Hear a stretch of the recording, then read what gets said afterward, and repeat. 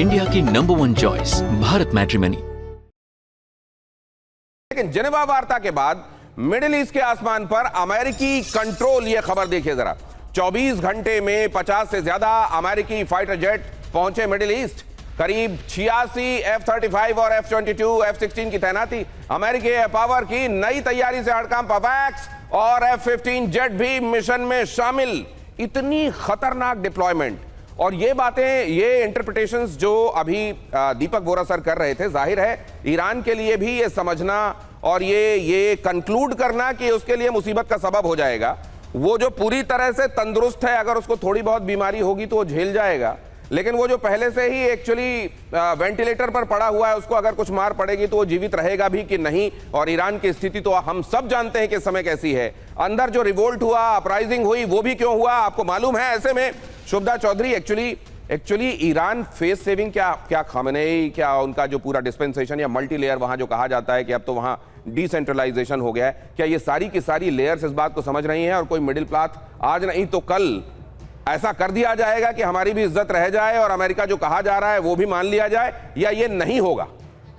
देखिए दिनेश जी, पहली चीज तो है कि खामेनी 90 साल के नहीं है, वो 86 ईयर्स ओल्ड है। उनकी एज हमें बढ़ानी नहीं चाहिए, यहीं पे अटैक हो जाएगा। दूसरी चीज है कि जहां तक बात है, मुझे खत्म करने दीजिए।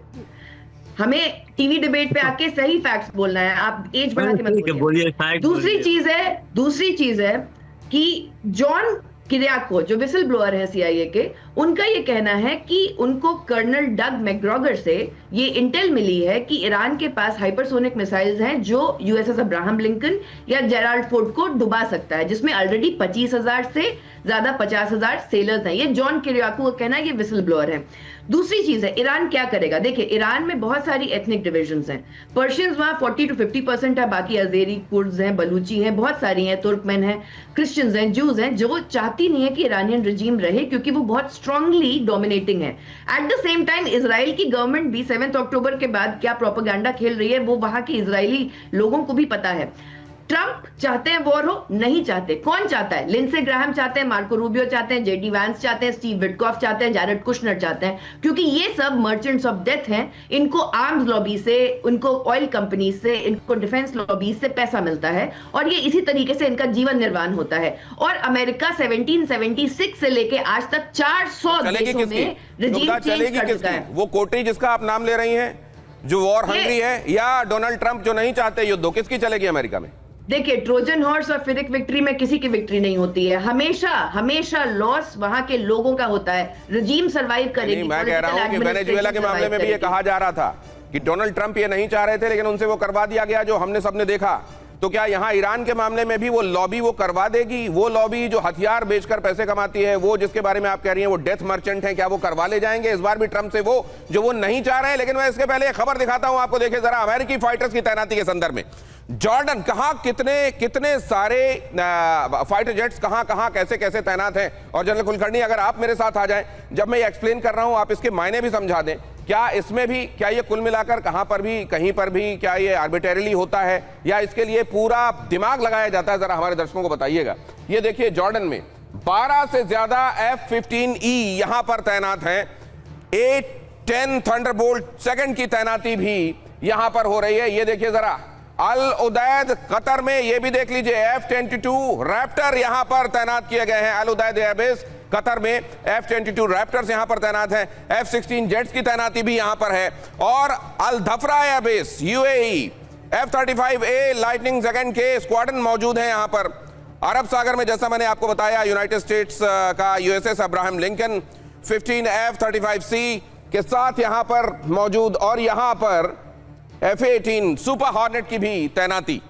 ये जो तैनातियां हैं सर, क्या ईरान को टैकल करने के लिए इतने भारी डिप्लॉयमेंट की वाकई जरूरत है? ये डिप्लॉयमेंट किस तरीके के एक्चुअली आने वाले दिनों में अमेरिका क्या सोच रहा है, इसके बारे में क्या बताता है? देखिएगा दिनेश जी, जैसे एम्बेसडर साहब ने कहा, बिल्कुल ठीक। अमेरिका को कमजोर नहीं समझना चाहिए। अमेरिका ऐसे ही नहीं कर रहा है। नहीं, अमेरिका को कोई कमजोर नहीं समझ रहा है सर। ये और अमेरिका करेगा जो उसको करना है। और ईरान ने अपने आप को भी इतना नहीं समझना चाहिए। तो वो कहते हैं ना, गालिब ख्याल अच्छा है दिल बहलाने के लिए।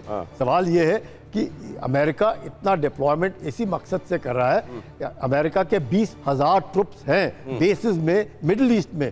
इसके अलावा उसके पास एक aircraft carrier plus complete armada already based है जो तकरीबन 150 किलोमीटर की दूरी पर है पर्शियन गल्फ में। दूसरा आ रहा है, अगर वो दूसरा 7 दिन में भी पहुंचता है तो भी आप हमें अंदाज़ा लगा सकते हैं कि कितना प्रेशर ईरान के ऊपर है। इसीलिए ईरान के राष्ट्रपति बार बार ये कह रहे हैं कि हम न्यूक्लियर के ऊपर बातचीत करने के लिए तैयार हैं। हमारे जितने भी साइट्स हैं आप वेरिफिकेशन कर सकते हैं, हमारे यहाँ पे कुछ भी नहीं है जो आपको लगता है कि यूरेनियम। वैसे आपका अंदाजा क्या कहता है? वाकई जो एनरिच्ड यूरेनियम जो कहा जाता है कि करीब 60, हाँ, ये क्या 60% वाला? बिल्कुल। ये वाकई है या weapon of mass destruction type की कोई चीज है? नहीं, ईरान के पास है। इसमें कोई शक नहीं है, ईरान के पास है। नहीं तो ईरान खुद अभी तक कहता होता कि उसके पास नहीं है, क्योंकि जब आपको बिजली पैदा करनी है तो तकरीबन 20% भी से कम होता है। और अगर आपका इन्वेस्टमेंट 60% से भी ज्यादा हो रहा है, इसका मतलब उनका मकसद कुछ और है। ये बात पूरी तरह लॉजिकल है शुभदा जी। इसका जवाब आपके पास जरूर लेने आऊंगा कि अगर नहीं है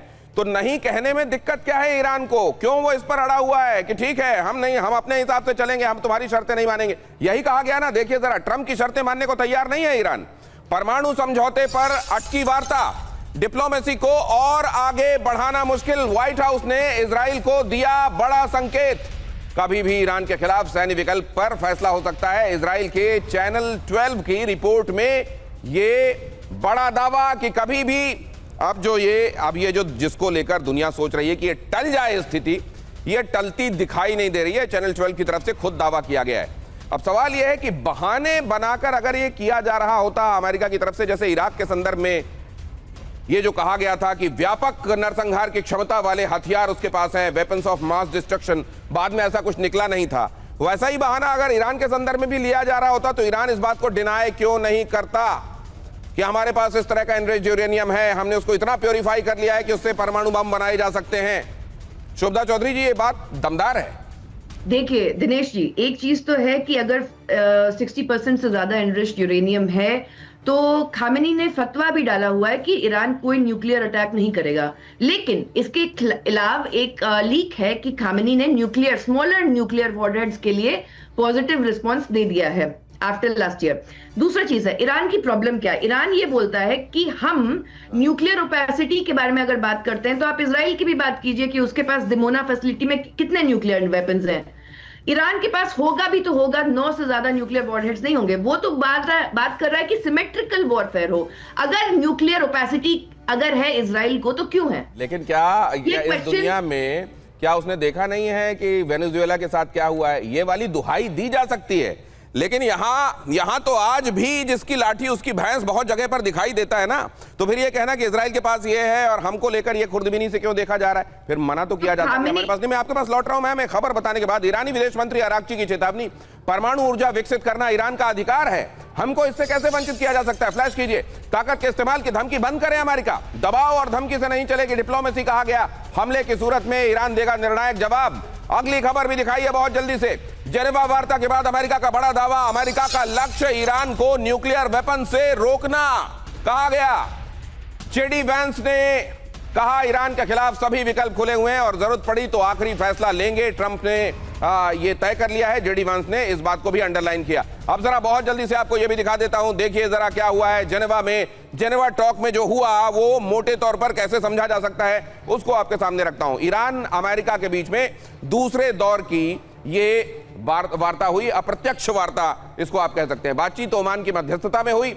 दोनों देशों के प्रतिनिधि एक कमरे में नहीं थे और ओमान के अधिकारी संदेशों को, एक दूसरे के संदेशों को पहुंचा रहे थे। ईरानी विदेश मंत्री अब्बास अरागची और अमेरिका की तरफ से विटकॉफ और कुशनर इसमें शामिल हुए थे। दोनों पक्ष भविष्य के लिए गाइडिंग प्रिंसिपल बनाने में सफल रहे, ये बात कही गई। ईरानी विदेश मंत्री ने इसे एक विंडो ओपन होने वाला मौका बताया। जेडी वैंस ने कहा ईरान अभी भी कुछ शर्तें मानने के लिए तैयार नहीं है। ईरान की मांग है बातचीत परमाणु मुद्दे और प्रतिबंधों को हटाने तक सीमित रहे। अमेरिका की मांग है ईरान अपना परमाणु कार्यक्रम पूरी तरह बंद करे। अगले 2 हफ्तों में ईरान एक विस्तृत प्रस्ताव लाएगा, तब तीसरे दौर की वार्ता तय होगी। अब जरा अगली खबर देखिए। जेनेवा वार्ता के बाद ईरान के खिलाफ सैन्य अभियान की तैयारी में Israel. Home front command chief देंगे सीक्रेट ब्रीफिंग। नेसेट की विदेश और रक्षा समिति में होगी बैठक, मिसाइल और ड्रोन हमलों की आशंका पर चर्चा, होम फ्रंट तैयारी का लिया जाएगा जायजा। अगली खबर भी देखिए, तेहरान के करज में खामेनेई के खिलाफ नारे लगे, शाम के समय लोग विरोध प्रदर्शन में शामिल। ईरान के पश्चिमी इलाके में तनाव का माहौल, लोगों ने तानाशाह को मौत मिले ऐसे नारे लगाए। शाह शासन लाने के समर्थन में भी नारे लगाए गए। तो सिर्फ बाहर से ही डिप्लॉयमेंट नहीं है, अंदर से भी डिप्लॉयमेंट है। जनरल कुलकर्णी, दिनेश जी मान जाइएगा कि ईरान जरूर एक फ्रंट दिखाने की कोशिश कर रहा है कि हमारे साथ अगर आप इस तरह की कार्रवाई करेंगे, लेकिन ईरान जानता है कि अमेरिका ने अगर किया तो उसका नुकसान बहुत भारी होगा, इसमें कोई शक नहीं है, ईरान को कोई शक नहीं है। अमेरिका चाहता नहीं है कि ईरान के ऊपर उस तरीके से कार्रवाई करे जो ईरान अगर सोचता है, लेकिन ईरान के पास तो सर आपको यहाँ निवेदन के साथ मैं रोकूंगा इसलिए क्योंकि वक्त इजाजत नहीं दे रहा है। आप सबके पास इंडिया की नंबर 1 चॉइस भारत मैट्रिमनी।